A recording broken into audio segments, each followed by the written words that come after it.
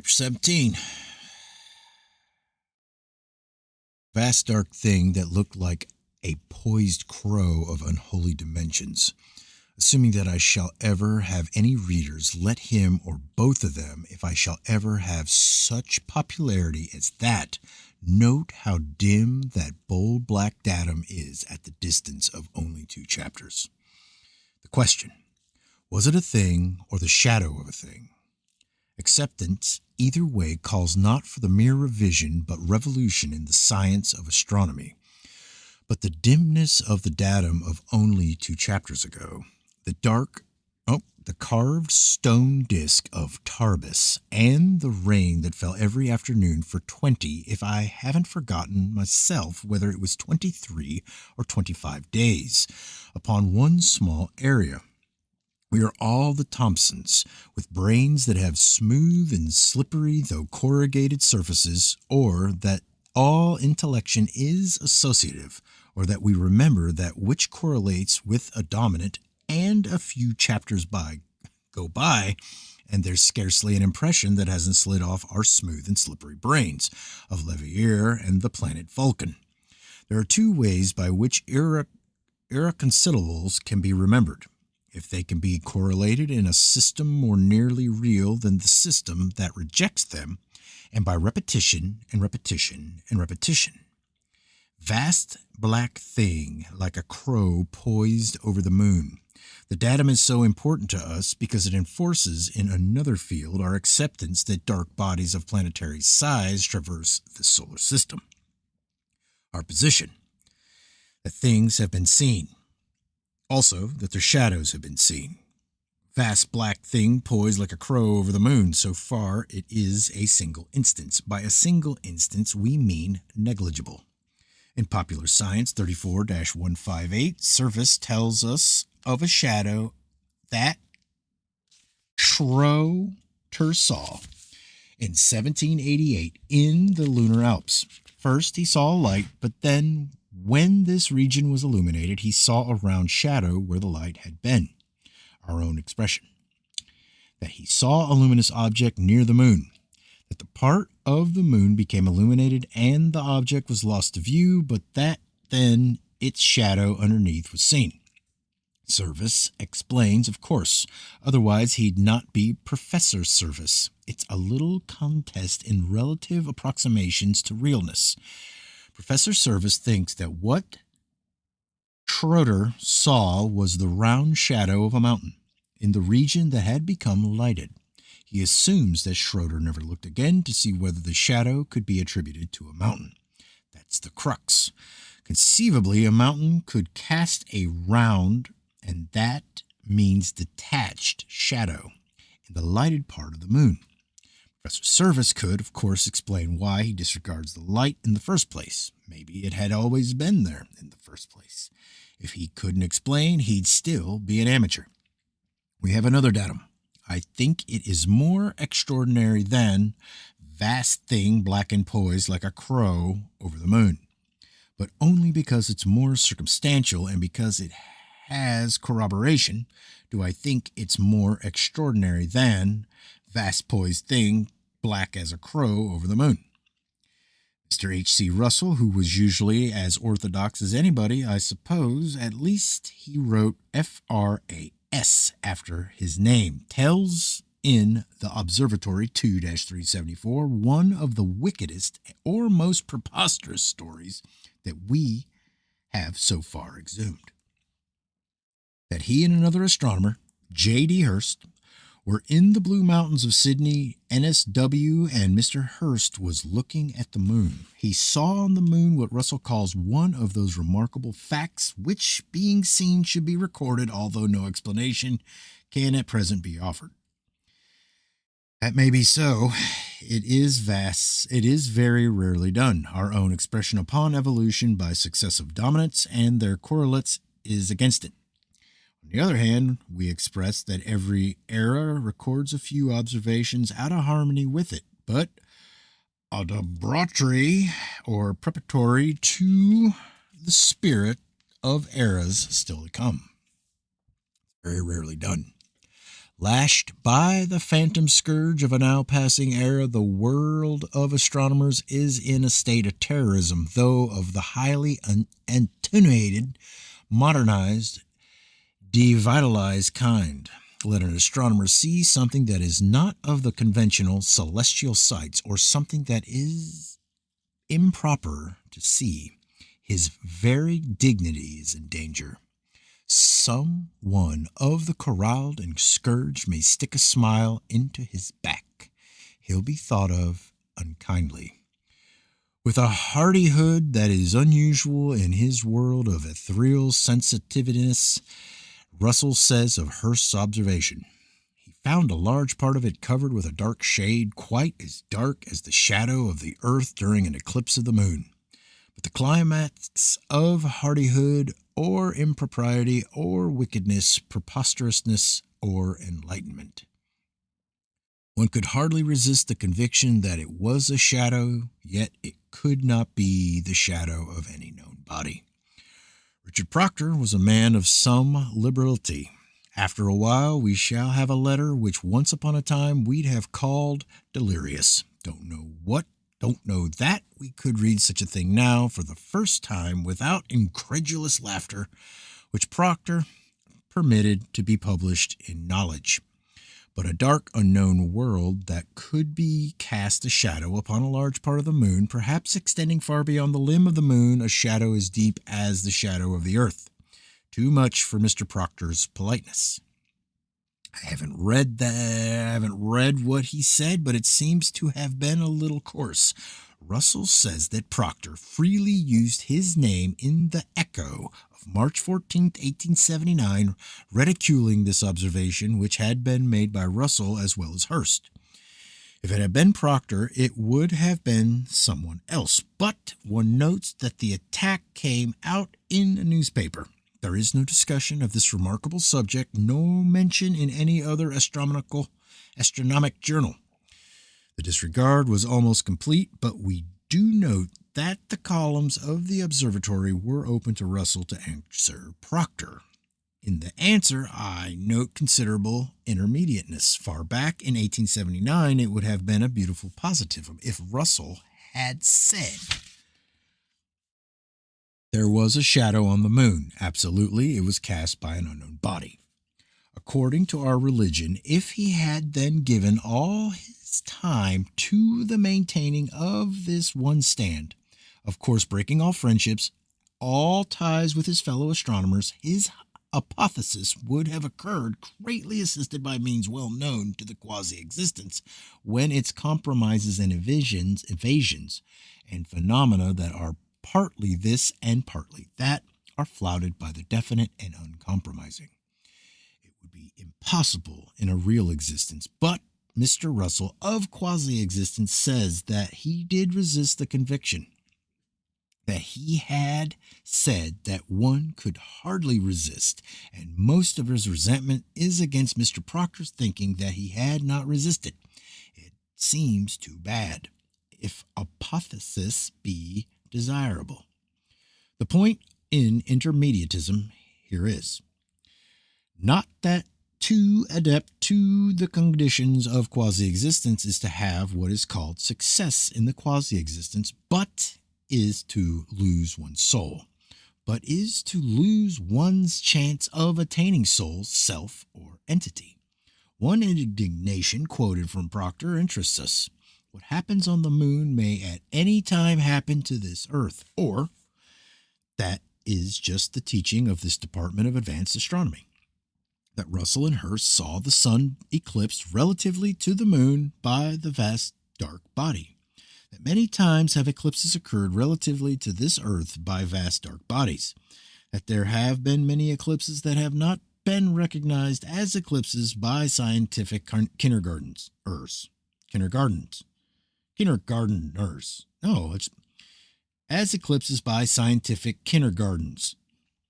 There is a merger, of course. We'll take a look at the first. That, after all, it may have been a shadow that Hirst and Russell saw, but the only significance is that the sun was eclipsed relatively to the moon by a cosmic haze of some kind, or a swarm of meteors close together, or a gaseous discharge left behind by a comet. My own acceptance is that vagueness of shadow is a function of vagueness of intervention.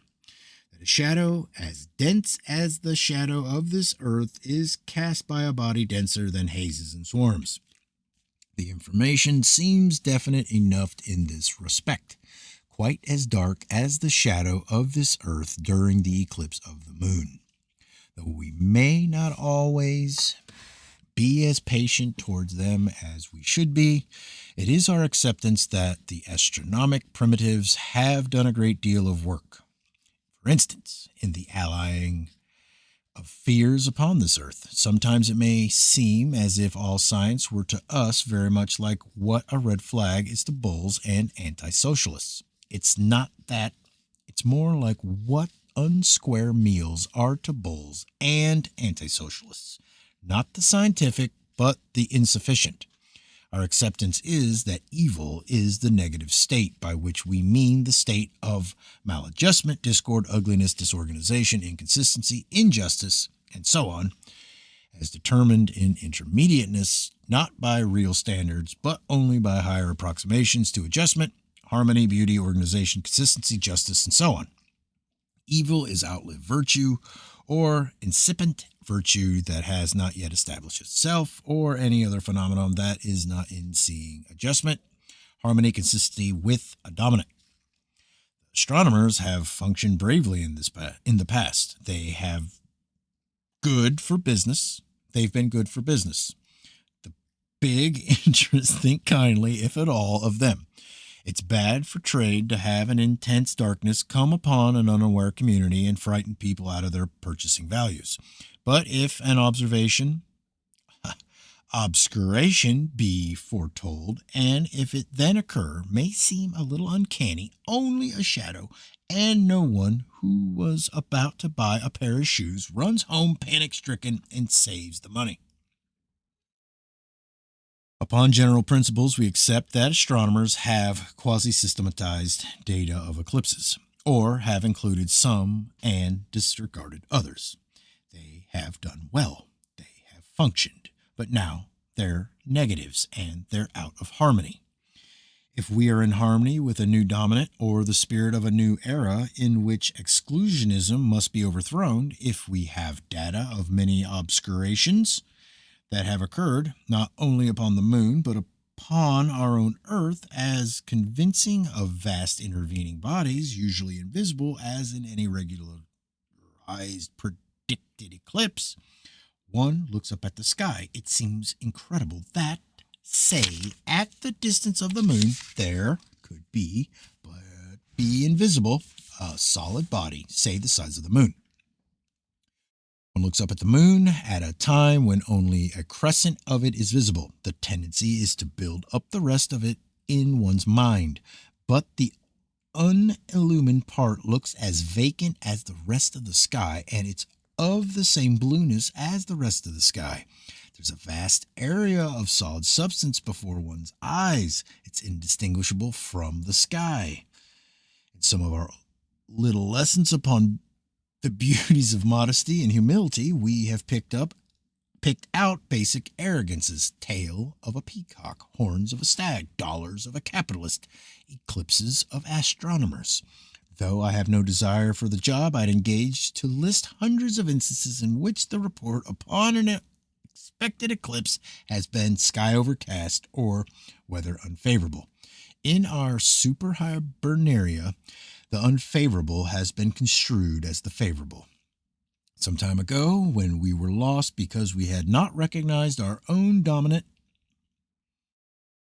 when we were still of the unchosen and likely to be more malicious than we now are, because we have noted a steady tolerance creeping into our attitude. If astronomers are not to blame, but are only correlates to a dominant, we advertised a predicted eclipse that did not occur at all. Now, without any special feeling, except that of recognition of the fate of all attempted absolutism, we give the instance, noting that, though such an evil thing to orthodoxy, it was orthodoxy that recorded the non-event. Monthly notices of the RAS 8 132, remarkable appearances during the total eclipse of the moon on March 19th, 1848. In an extract from a letter from Mr. Foster of Burgess, or Bourgeois, whatever, it is said that according to the writer's observations, at the time of the predicted total eclipse, the moon shone with about 3 times the intensity of the mean illumination of an eclipsed lunar disk. That the British consul at Ghent, who did not know of the predicted eclipse, had written inquiring as to the blood red color of the moon. This is not very satisfactory to what used to be our malices, but there follows another letter from another astronomer, Walkey, who had made observations at Kleist St. Lawrence,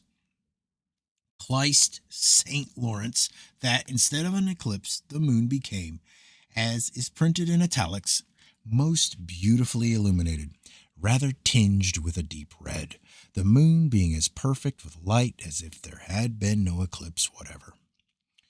I note that Chambers, in his work upon eclipses, gives Foster's letter in full, and not a mention of Walkey's letter.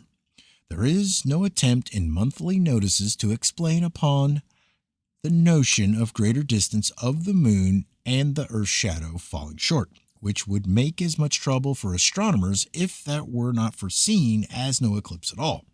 Also, there is no refuge in saying that virtually never, even in total eclipses, is the moon totally dark, as perfect with light as if there had been no eclipse whatever. It is said that at the time there had been an aurora borealis, which might have caused the luminosity without a datum that such an effect by an aurora had ever been observed upon the moon. But single instances, so an observation by Scott in the Antarctic.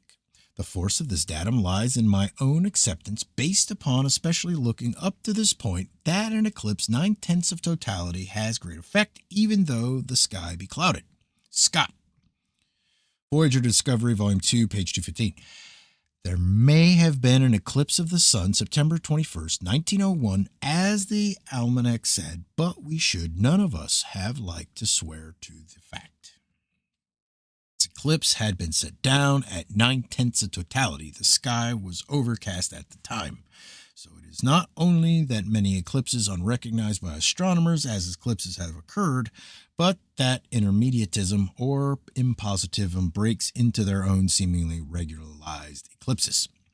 Are data of unregularized eclipses as profound as those that are conventionally or officially recognized that have occurred relatively to this Earth? In Notes and Queries, there are several allusions to intense darkness that have occurred upon this Earth, quite as eclipses occur, but that are not referable to any known eclipsing body. Of course, there is no suggestion here that these darknesses may have been eclipses. My own acceptance is that if in the 19th century anyone had uttered such a thought as that, he'd have felt the blight of dominant.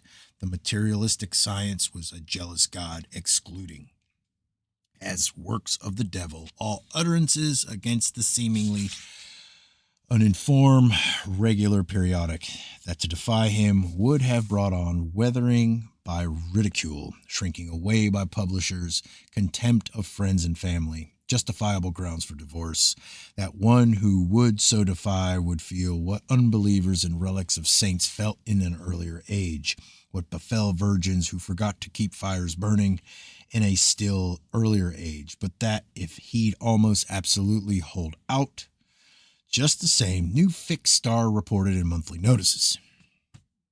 Altogether, the point in positivism here is that by dominants and their correlates, quasi-existence strives for the positive state, aggregating around a nucleus or dominant systemized members of a religion, a science, a society, but that individuals who do not surrender and submerge may of themselves highly approximate to positiveness, the fixed, the real, the absolute.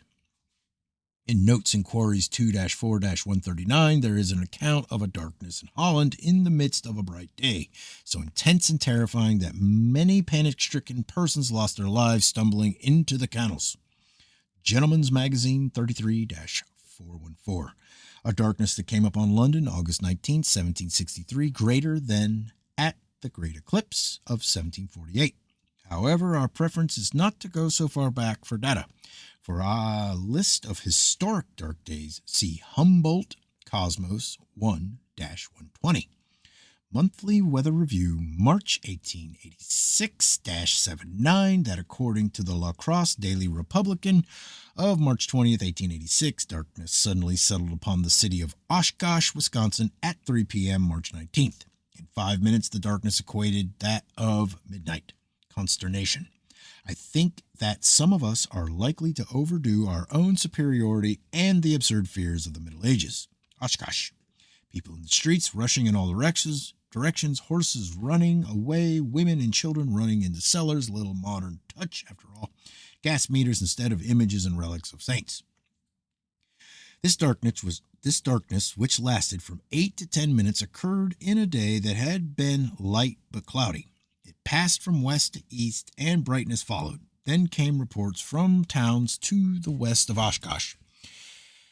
The same phenomenon had already occurred there. A wave of total darkness had passed from west to east. Other instances are recorded in the monthly weather review, but as to all of them, we have a sense of being pretty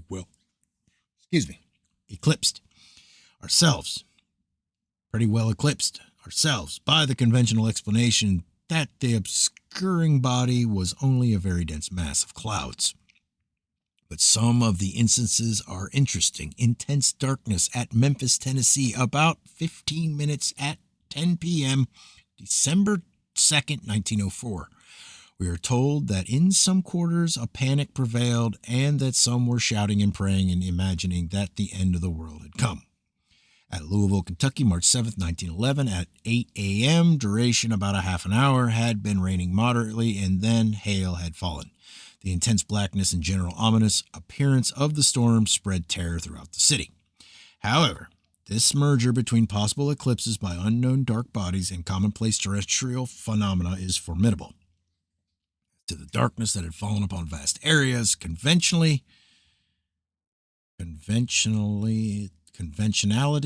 is smoke from forest fires. In the U.S. Forest Service Bulletin, number 117, F.G. Plummer gives a list of 18 darkness that have occurred in the United States and Canada. Darknesses. He is one of the primitives, but I should say that his dogmatism is shaken by vibrations from the new dominant. His difficulty, which he acknowledges, but which he have disregarded had he written a decade or so earlier, is the profundity of some of these obscurations. He says that mere smokiness cannot account for such awe-inspiring dark days, so he conceives of eddies in the air concentrating the smoke from the forest fires. Then, in the inconsistency or discord of all quasi-intellection, at his striving for consistency of harmony, he tells us the vastness of some of these darknesses.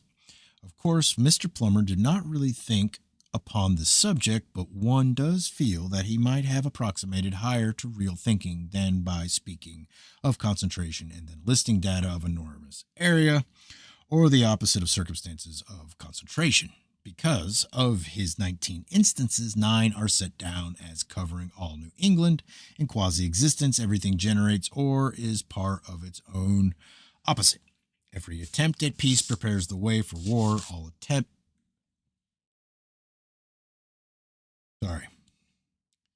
Every attempt at peace prepares the way for war. All attempts at justice result in injustice in some other respect. So Mr. Plummer's attempt to bring order into his data with the explanation of darkness caused by smoke from forest fires results in such confusion that he ends up by saying that these daytime darknesses have occurred often with little or no turbidity of the air near the Earth's surface, or with no evidence at all of smoke, except that there is almost always a forest fire somewhere. However, of the 18 instances, the only one that I'd bother to contest is the Profound Darkness in Canada and northern parts of the United States, November 19th, 1819, which we have already considered. Its concomitants, lights in the sky, fall of a black substance, shocks like those of an earthquake. In this instance, the only available forest fire was one to the south of the Ohio River. For all I know, soot from a very great fire south of the Ohio might fall in Montreal, Canada, and conceivably by some freak of reflection, light from it might be seen in Montreal, but the earthquake is not assimilable with a forest fire. On the other hand, it will soon be our expression that profound darkness, fall of matter from the sky, lights in the sky, and earthquakes are phenomena of the near approach of other worlds to this world. It is such comprehensiveness as contrasted with inclusion of a few factors and disregard for the rest that we call higher approximation to realness or universalness. A darkness of April 17, 1904 at Wimbledon, England. It came from a smokeless region, no rain, no thunder, lasted 10 minutes, too dark to go, even out in the open. As to darkness in Great Britain, one thinks of fogs, but in Nature 25-289, there are some observations by Major J. Herschel that he could hear persons upon the opposite side of the street but could not see them. It was obvious that there was no fog to speak of. Annual Register 1857-132 on account of Charles A. Murray, British envoy to Persia, of a darkness of May 20th, 1857, that came upon Baghdad, a darkness more intense than ordinary midnight when neither stars nor moon are visible. After a short time, the black darkness was succeeded by a red, lurid gloom, such as I never saw in any part of the world. Panic seized the whole city. A dense volume of red sand fell. This matter of sand falling seems to suggest conventional explanation enough, or that a simoon heavily charged with terrestrial sand had obscured the sun, but Mr. Murray, who says that he had had experience with simoons, gives his opinion that I cannot have been a simoon.